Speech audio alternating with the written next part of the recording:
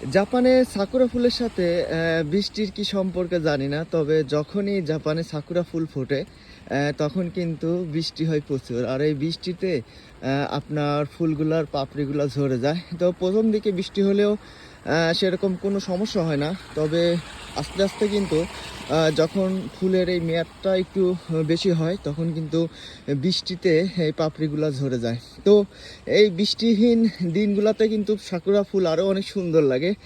এখন কিন্তু সাদা যে সাকুরা ফুলগুলো আছে এগুলা ফুটছে, আর যে গোলাপিগুলো ছিল ওগুলা অনেক জায়গায় ফুটছে। আসলে অনেক জায়গায় অনেক সময় এই ফুলগুলো ফোটে, যার কারণে এর সৌন্দর্য কিন্তু অনেক রকম।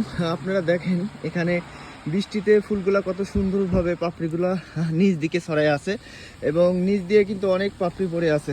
আর এই পাশ দিয়ে গাছের যে ফুলগুলো আছে এই ফুলগুলো শুধু সাদা আর সাদা। আপনি গাছগুলো দেখবেন তবে গাছের কোনো পাতা দেখবেন না, কারণ সাকুরা ফুলের সৌন্দর্য এটা, চারদিকে শুধু ফুল আর ফুল থাকবে।